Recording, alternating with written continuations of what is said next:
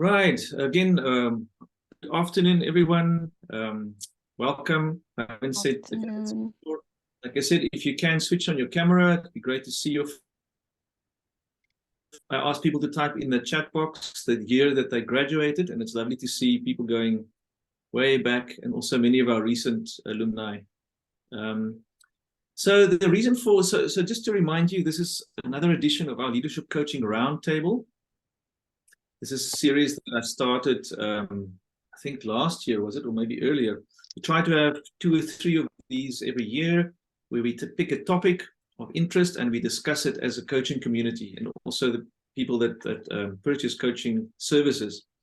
But today's one is slightly different and special in the sense that we have just recently received master level accreditation from the European Mentoring and Coaching Council, EMCC. You might know that we also accredited with Comensa as gold training partner. But the EMCC accreditation specifically is of great interest and value to us because it is retrospectively also applicable to our alumni. So this presents a great opportunity for all of us.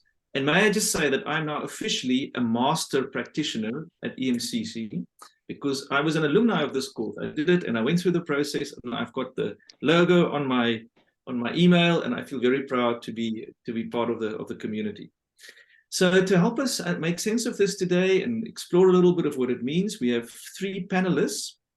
So first of all, I'd like to introduce Shelley Crawford. If you can find her on the screen, I've got the gallery view. So Shelley is from the European Mentoring and Coaching Council. Shelley, I believe you're South African, but you're living in Ireland at the moment. I am South African, proudly South African, very delighted with the rugby, of course. Even though half the Irish think that they won the World Cup because they beat South Africa, but we all know that's not true. Yeah, I am, and I live between Ireland and the UK, actually, so. Right. Okay.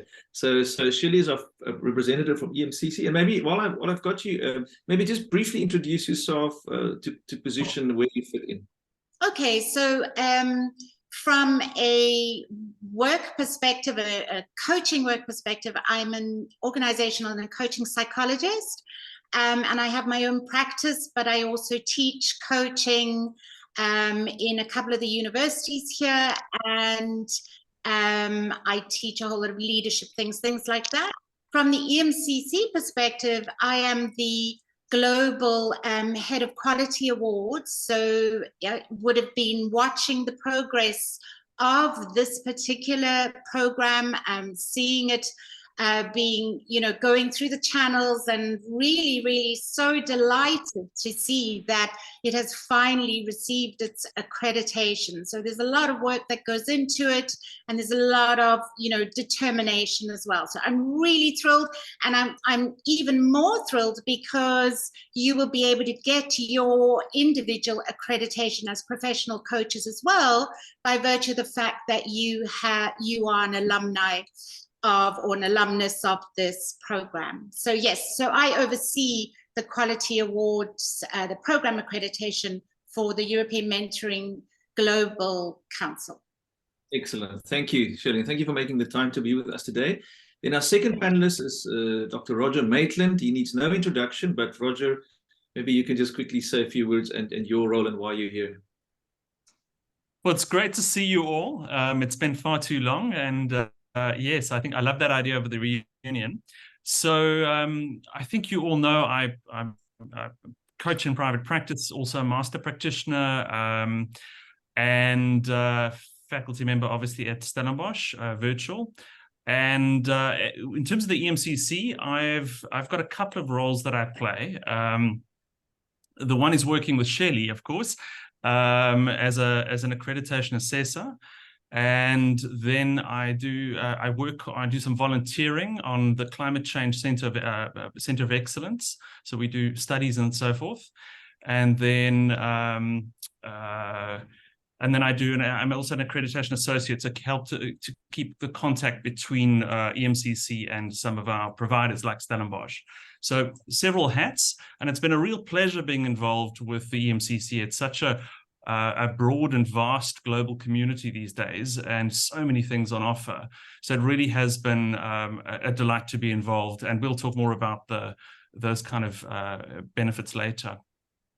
Excellent. Thank you, Roger.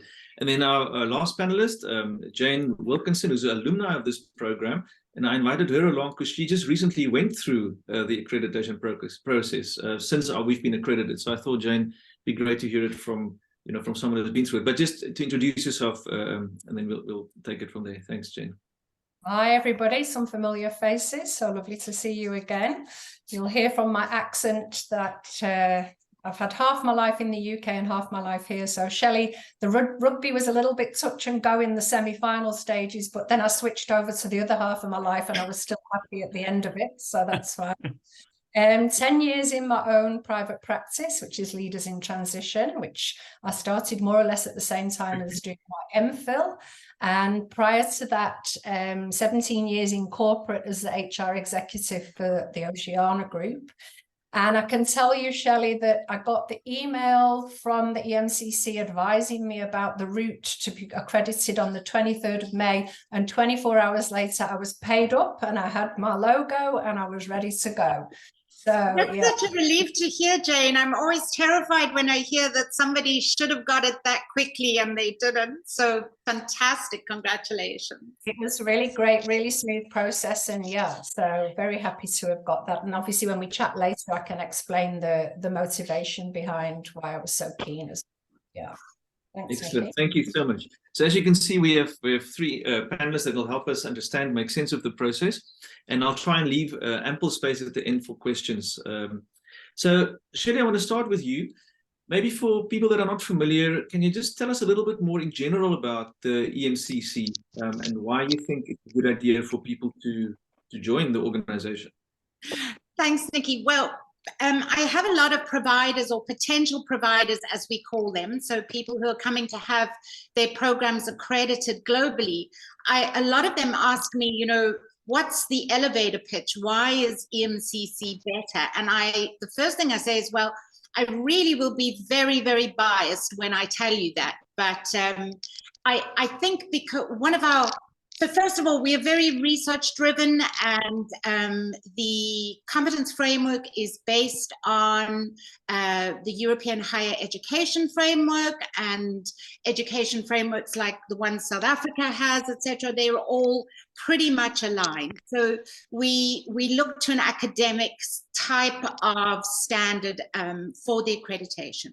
We also, although we have the European in our name, that was really just pointing to the roots.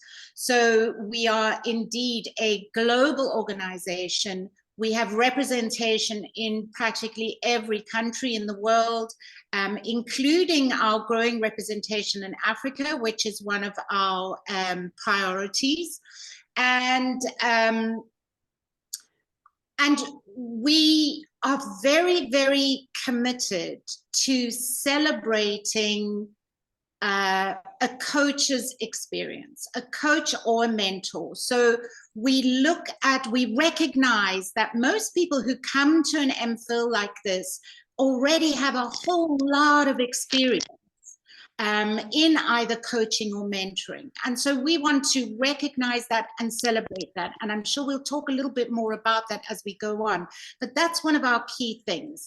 The other thing that is really important to us, and certainly from a team perspective, and Roger as part of my team will attest to this, is that we want to support people. We don't want accreditation to be a tick box exercise.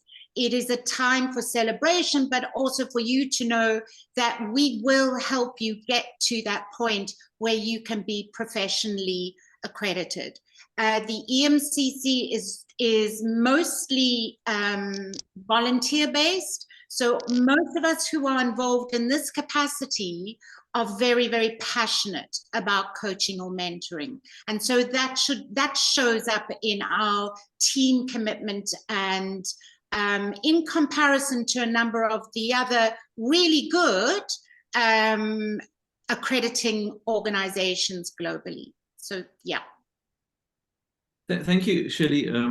Want to stay with you for just a little bit. I'm a ex-engineer, so I love numbers and stats. So I don't know if you have it on hand, but roughly how big is the EMCC at the moment? Do you have any idea? Okay, if you give me 1 second, because I am creative, terrible at numbers. So just hold on a second and I should be able to. So, all right. We have at the moment more than 65,000 quality award graduates worldwide.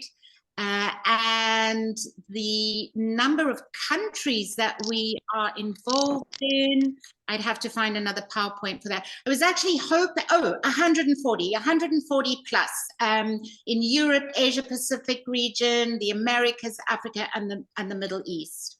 I do have a PowerPoint here, so I will be able to help you with some of the other questions. But yeah, that's largely. Okay. And the reason for the question is just to ascertain that it really is a global organization, right? It's not European specifically based. Just one more question for you. What kind of support, what kind of opportunities is there for people in the EMCC? So if you join, if you become a member, or you get accredited, what's in it for you as a coach? Well, for one thing, I think it's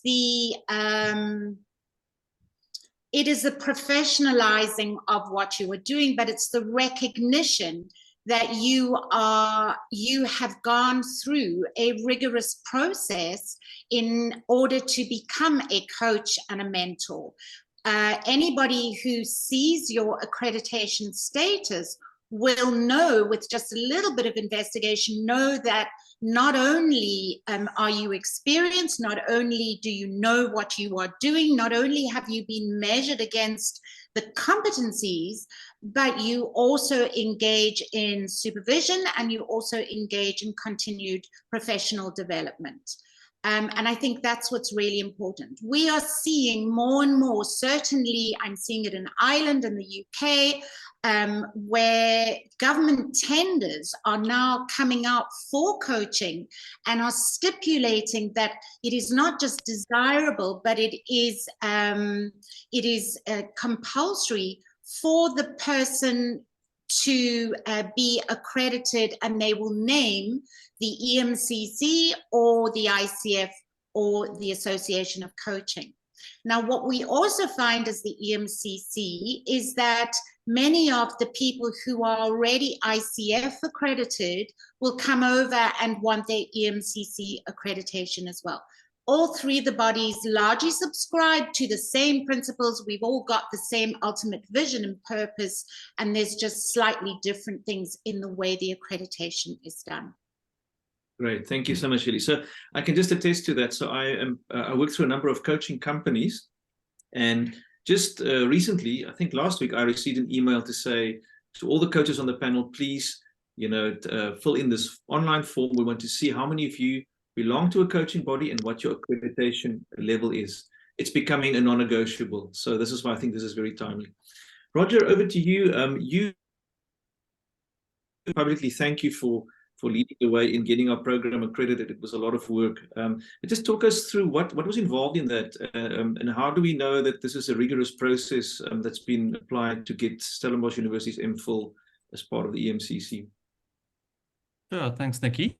Well, it was quite an arduous process. It is essentially about mapping the curriculum that we've got against the competency framework, against the Global Code of Ethics that EMCC subscribes to, things like the diversity inclusion policy, and not only mapping against the competency framework, but checking that particular ratios of theory, practice, reflective practice, and other learning activities are in the right balance and proportion. So it's a process of documentation, of aligning those frameworks with the curriculum. But the great thing about it was, because the program has been year on year kind of improved and enhanced, and quality measures are in place at Stellenbosch, it was, most of the things were in place. So we had to make a couple of tweaks, but because so many of the pieces were in place, we were able to show effectively that the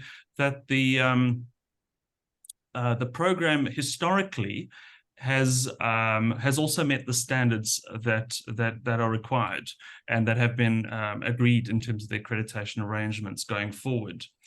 So in terms of the process, there's a consultative process with the EMCC.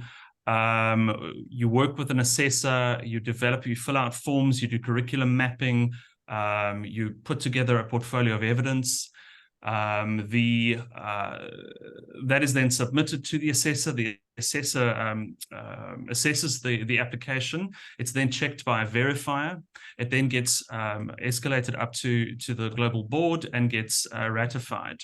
So there are multiple checks and balances in place. It's a rigorous process, and as Shelley mentioned, it's not just a competency-based assessment. It's also looking at that mapping back to the NQF or EQF levels. So the MCC has always been interested in not only the program and curriculum, but also the quality procedures, the strength of the organizational dynamics around the program, the kind of how faculty, the quality of faculty, how they continuously improved through CPD, and so forth. So there really is a rigorous process, and it was also good to test out the quality of our program against international benchmarks and see that it indeed did meet the standard. So yeah, a really good process, arduous, but great. Excellent. And I guess your testimony to the program that's been running since 2010, and now you know why you suffered so much through this program. I always get it every year when the students say, we didn't realize this is what we're signing up for. But of course, they walk across the stage with big smiles, and now we know why. So, Jane, let's make it a bit more practical. So why did you decide it was necessary to be accredited with EMCC, and maybe also the process that you had to follow as an alumnus? Okay, so I'm just going to go back quite a big step, Nikki. Sure. So when I started out in HR, which is a million years ago, and I can't really remember and don't want to tell you when that was because it makes me feel old, but my postgrad was IPM accredited, Institute of Personnel Management, as was in the UK, and in over a period of time, it went on to become the Chartered Institute of People Development. And I've stayed a member ever since. I've worked out that, for those of you who know the Enneagram, it's because I'm an Enneagram 1, and it's all about professionalism and strict perfectionist and all of those things. But your point that you've just mentioned, Nikki, about the requirement for this sort of recognition. In the UK, if you apply for a job in the human resources or people profession, it's absolutely non-negotiable to have one level or another of the CIPD qualification. It's like, I have this qualification, this experience, and this level of professional recognition. So it's a given. It's an absolute given. So when I actually transitioned over into coaching in 2013, not only did I pick the MPhil because I wanted a robust qualification, I also said, well, how do I get involved in actually being part of keeping and making the world of coaching a profession, keeping the professionalism? And when I finished my master's, I actually got involved with Commensa, and I served on one of the Commensa committees, which was the one that MC criteria for standards, a big long name, but it was basically around their own accreditation process. And I stayed there for a good few years as a member of Commensa. And then I realized that probably in due course, I wanted to move that over to an international accreditation, because I wanted to actually start looking at what work was there outside and inside South Africa, but certainly a more international view. And I started to think about looking to the ICF process. Along came COVID. I got pulled back into corporate for a while, and then came out the other end of all of that and said, okay, what's going on? And kind of had a little bit of an inside word that this whole MPhil program may be accredited. So I immediately switched over and joined the EMCC. I think it was late 2021, early 2022, and sat as a member of all of that, of that body. And then obviously as soon as the accreditation went through, I then, as I say, literally signed my declaration, had all my proof ready if required for the supervision, etc. And within 24 hours had my accreditation. But I mean, for me, when I thought about this in preparation for today, my initial analogy was, you know, you can say, well, the MPhil is this nice, robust cake. My practice and my referrals and the work I do is the icing on the cake. And I kind of called the EMCC the cherry on the cake. So that's really nice to have that on top. And then I thought, no, that makes it sound too light. And actually what I realized in that process was this accreditation and the requirement for every time you renew your accreditation keeps me accountable. It actually makes sure that I'm doing what I should be doing as a professional coach. I'm doing my reflection, I'm doing my supervision, I'm making sure I'm doing my continuing professional development. And in fact, within weeks of being a member of the EMCC, there was an advert to participate in some research, which was in the field of resilience, which was where my research was, and I've signed up to do that. And obviously that just keeps me in a growth phase. So it's made it easy for me to actually meet the requirements of the standards as well. So Right. yeah. Okay, thank you. So you're a testimony that you can have your cake and eat it as well. Yeah, tell me about it. That's another story. I need accountability partners to help me with that problem as well. Great. So let's move into practically what does it mean? So what do our students obviously are in a process, and we will take them through that. So I think more for the purpose of the alumni that's on the call today, what do they have to do? And well, first of all, to apply, and maybe you can also Shelly, directed at you, and then Roger, you can also pipe in just the different levels. You know, the program is accredited at master level, but they're different individual levels. So if you can talk us through that and what people actually have to do to apply for this. Shelly, do you want? Yeah. Okay. So I think what I need to just explain a little bit first is that about 6 or 7 years ago, we were accrediting programs. So we would look at a coaching program and assess the elements in it, as Roger explained. But we thought about it, and actually it was Denise that it came from Denise originally, and I had just at that point started working with Denise. We looked at, well, how can we ensure that the people who are going through these programs that are rigorous, that have the accreditation or will have the accreditation, can also be recognized on a personal level. So so it really is about what we wanted to show was that when people go through the program, at the very end, we could look at all the experience that they had already accrued before and during the program, and we could recognize that, do you know what, this person has all the abilities, the skills, the qualifications, whatever that they need to be recognized as a professional coach or mentor or supervisor. So we built the individual accreditation process into the programs. So what we know now is that everybody who goes through one of our accredited programs is receiving the right kind of theory, the right kind of creativity, the right kind of supervision, reflective practice, skills practice, everything that they need in order to be accredited at a certain level. So from an individual accreditation perspective, we also have 4 levels. So the 4 levels are for the program accreditation, and this MPhil has the highest accreditation for the program, but it also means that depending on the number of hours and years experience that you bring with you or that you have accrued since doing the program, up to 5 years before you did the program, we can recognize you with your individual accreditation at one of those levels.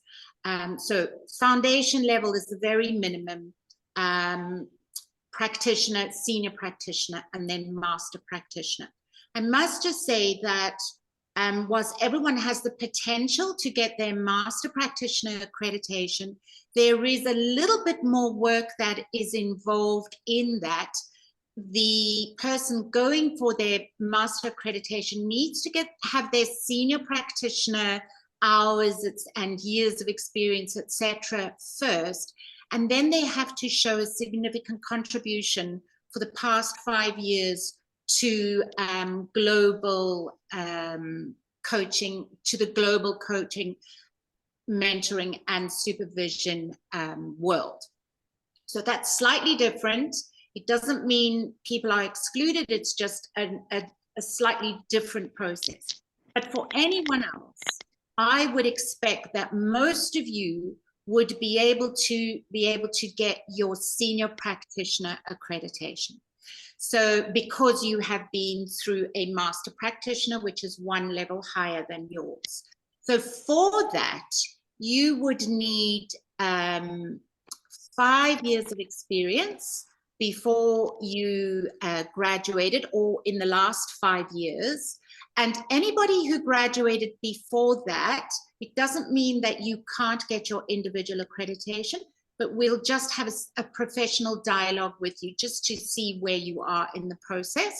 But it'll be 5 years to 250 hours. Roger, correct me if I'm wrong here. I don't always talk about individual accreditation. I've got it in front of me. So 250 hours of client contact hours and at least 20 clients for senior practitioner. Okay. That climbs to 500 hours for master practitioner with 40 clients. All right, thank you, Roger. So it's really not a lot of hours, but by virtue of the fact that you have been through the program means that we know you have received the professional rigorous training that you have, and so you have already completed, or you already have all those things that you might need if you had not gone through the program, but were going through a much longer, laborious individual accreditation process. So it's much easier. It doesn't mean it's less rigorous. It's backed up by the fact that Stellenbosch have their accreditation now, but it just is, it's simpler, and it's a matter of just looking at your hours, looking at your CPD, the declaration form that Jane spoke about, becoming a member of one of the EMCC country branches. And I'm not sure, does South Africa have one yet, Roger? That's something. No, we don't. So I've joined Global. Yeah. Mm. So because South Africa doesn't have one yet, then Global would be the next one that you would become a member of. There are a lot of benefits in being a member anyway, but one of them is that you get a much more discounted, reduced fee for your accreditation. Your individual accreditation is a once-off fee for a 5-year accreditation. So you don't need to renew it for another 5 years. Right. But you do need to continue with your supervision, your CPD, and your reflective practice, as Jane was explaining. Excellent. I don't know if I've left anything out, Roger. Phil. Yeah, you want to add anything to what Shelley's explained? Well, I went through the more laborious process, you know, the intense one. So, which was, I mean, in itself, also just a useful reflective opportunity. And what I've really enjoyed about the EMCC is the recognition of diversity of practice. So there isn't this kind of very narrow cookie cutter kind of push you through a particular system, but rather it's about saying, well, what is your purpose to your coaching? What underpins it? I mean, something very familiar to you, having built your own coaching frameworks. So the system at EMCC fits with our system at Stellenbosch like a glove. It comes very naturally. It's reflective practice based, and my sense is that the kind of the way in which we approach coaching within the institution, it prepares you to work very well in the EMCC system. And it will feel quite natural when if you have to go through the non-expedite, the traditional process, you would experience that. So yeah, I think that's. I mean, also there've been a lot of benefits to joining. I mean, I think, you know, what we haven't mentioned is the EMCC runs multiple conferences every year. A lot of them have been online in recent years. Some of them are face-to-face.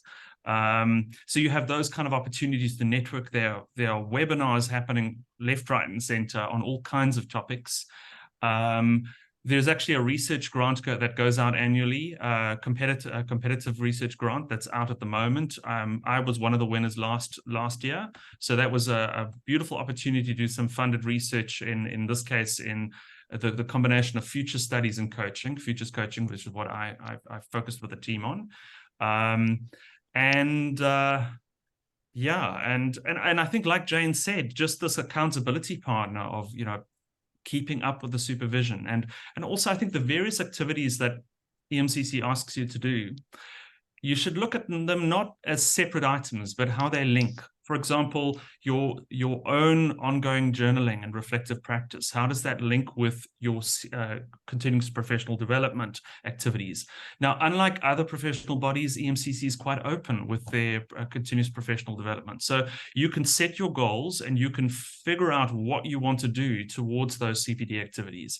And it could involve things like, for example, my lecturing at Stellenbosch counts. You could be reading a book and showing how that links back to your practice. You could be going on formal courses. You could be going on webinars. You could be doing research. So there's a broad, open view around what constitutes reflective practice. What's important, though, is that you figure out what your developmental goals are and identify activities that meet those goals, and then link that to your reflective practice and to your supervision. So the whole thing works together. And that's a very powerful thing over years. And just having accreditation means that you've got somebody keeping that, helping you to keep that in check over time. And I think that there's a lot of value in that. And Nikki, as I'm talking, I'm also realizing that some of our graduates have already got EMCC team coaching credentials. I see Karina Ferrie on the webinar. I know that she's done that. I think some years ago, Karina. So it's great to see some of our graduates already in the system. Okay, excellent. Thanks for that. Yeah, just from my side, I think that's why we took us a while to decide which organization to go with for accreditation, because as a university, we don't want to be put in a box. You know, I think we are there to challenge and to research and to push boundaries, and that's why I think the fit with EMCC, like you say, is quite natural. It's also good to hear, Roger, that you said because you didn't do our program, it was a more arduous process for you to get the accreditation. I remember you speaking to me, and it's so much easier for us now. I mean, this is my own process, which I'll talk to about. Very seamless because we had all the evidence.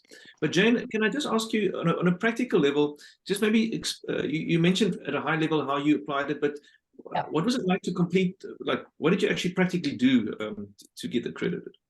It was literally, I mean, I just wanted to say I got the senior practitioner level. Obviously the record that I'd completed the MPhil, and I confirmed the number of years that I'd been in practice and the number of hours.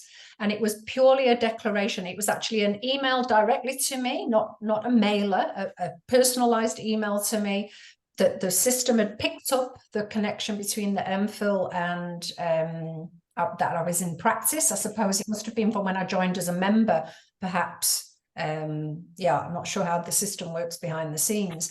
And it was literally just for me to declare. So there's a trust factor there, obviously, because you're declaring that you are meeting all of the requirements. But I guess if there was an audit, you would have to produce the proof.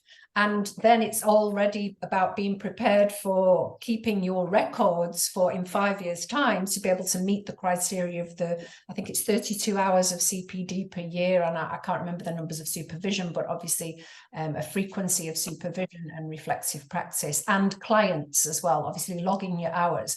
But I mean, a lot of that, I'd got that practice in place from having been part of Commensa. I track my hours every so often because my marketing material and profile speaks about so many hours.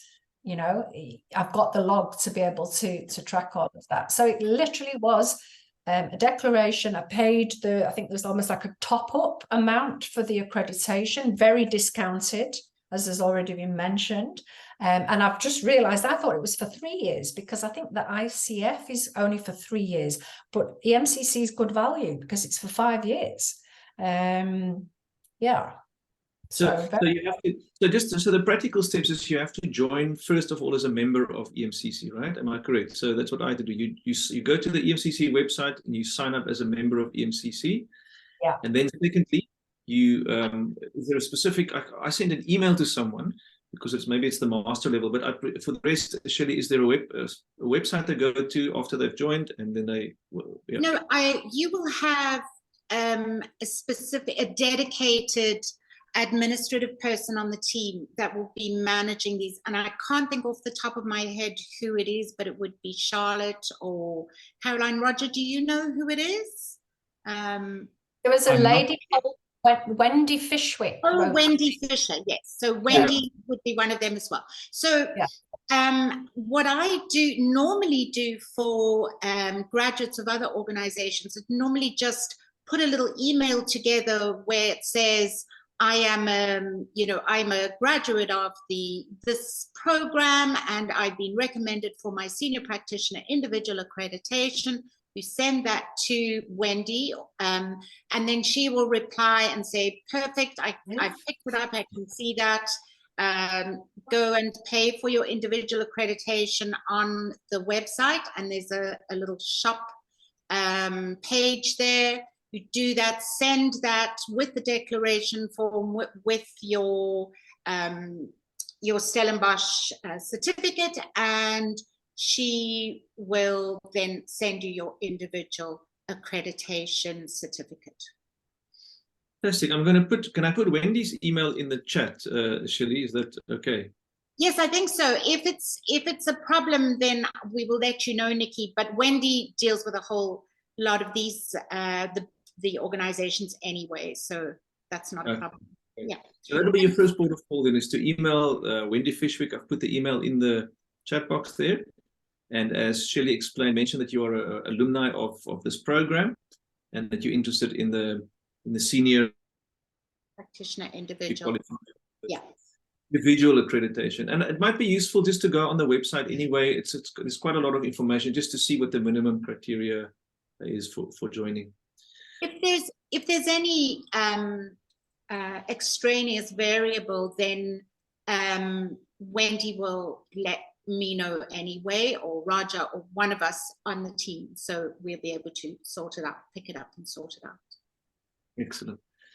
I think at this stage, I can see already in the chat box, there's a few questions. I think I've covered in my mind what I think we needed to cover. So let's open it to some of the questions. Christine, I'll start with your question. What Institute of Coaching and EMCC and Commensa? I'm not sure if who's qualified to answer that. Yeah, I don't know. From our panelists, does anyone want to attempt? Well, just as an example, last week, a representative from the ICF, the AOC, and myself were on a panel doing exactly the same thing for Henley Business School. And we agreed that actually there was very little difference. Some of the differences may be in the evidence or the type of evidence they want you to supply, etc. But at the end of the day, you're basically getting, the same. There's the same underlying principle in the accreditation. Great, and if I'm not mistaken, also the organizations also work together in terms of ethical standards and professionalizing, right? So there is a lot of collaboration, which is quite encouraging. Maybe it's just worth just pointing out that there are different forms of individual accreditation that the EMCC offers. So the one is the individual coaching and mentoring accreditation. Then we've got the team coaching accreditation, supervision accreditation, and so forth. So these are different accreditations that you apply for separately. Yeah, Karina, I'm not sure if that answers your question. Yeah, it does. I was just wondering because I applied on a platform with that accreditation and they said to me it's not a full accreditation, but I guess because it's team coaching, not individual. It should still be, you know, a individual team coaching accreditation from the EMCC. Requires you to have the experience of an individual coaching accreditation anyway. So Karina, we maybe should just look at that because it'd be very easy for you to get your individual accreditation as well. Yes, I'm wanting to do that now. Yeah, do that. So yeah, email. I mean, email Roger, and then I don't know. I don't want to hand out everyone's emails, and I'm happy for you to have my email, except that I don't always monitor my box, so it takes me a while to reply. Yeah, okay. But certainly, let me just put it in there. Sarah's probably going to kill me, but CC Global. Sorry, Nikki, just while Shelley's doing that, I see Christine asks about the difference, and I know Shelley's answered about the whole panel and being similar between ICF AOC, but I was previously targeting the PCC level of the ICF. That was a very similar kind of number of, which is obviously, I think, their middle level as well. Similarly, the senior practitioner, very similar number of hours, supervision, CPD, etc. So the senior practitioner, to me, was the same as the PCC for the ICF, for those who are familiar with that. Okay. Actually, in the past, it's not so much now, but in the past, the ICF did not focus very much on supervision, although they have changed that. And also the competence framework was slightly different, but they've also since, there's much more alignment with the EMCC competence framework as well. Right. And just the reason we didn't go with the ICF is that the requirements on our lecturing staff and the fact that they had to be credentialed, I found was quite restrictive. Because as a university, we want the flexibility to bring in experts in other fields as well, and you know, even coaching experts who are not necessarily associated with ICF. So we just felt it was too restrictive. And I really love the fact that the EMCC has a broader view of what it means to be a coach and the ongoing, you know, development and contribution to the industry and the profession. Yeah. And further to your point there, Nikki, we really do celebrate the diversity and the different applications, not just in the individual accreditation, but in the programs as well. And as you say, I think that's really valuable. Yes, exactly. Right. Any other questions from the audience? There's another question there. How are the coaching and mentoring hours differentiated? They're not. So when we are recognizing your skills practice, we don't differentiate between when you were coaching and when you were mentoring. So the two can be combined, or if you are only a mentor, then it's still the same process. Thank you for that. Any questions from the audience? So Christine asked a question. I see the info coaching has changed from business to leadership. Is it going to have an impact on the credentialing? No, the name change, it was just a name change. It's actually from management coaching to leadership coaching. It has no bearing on the content of the program. It purely was just a change. Incidentally, it took 2 years to change the name of the program. But that's a different story. But it has no effect. Right. Any other questions or comments? I hope that you are all really excited about this. I really think going forward. See, there's another question there. Any difference between internal coach and external coaches accreditation? Okay. No. Okay. And I just have to warn you, my battery's going to die, my computer battery, in about 5 minutes. So if I go off, it's... So it's that load shedding in Ireland. Does it happen there as well? Yes, absolutely. So Andrew asked about costs. Does anyone have the numbers on hand for the senior practitioner and master practitioner? So Shelley, I've made a note. I joined as a member, and I see I paid €150, which I think is per annum. Yeah. And then I see I paid €245, and the note on the email says that was a 65% discount on the fee. So and that €245 I won't have to pay again for another 5 years, which, if I recall very vaguely in comparison to the ICF, seems quite reasonable. Yeah.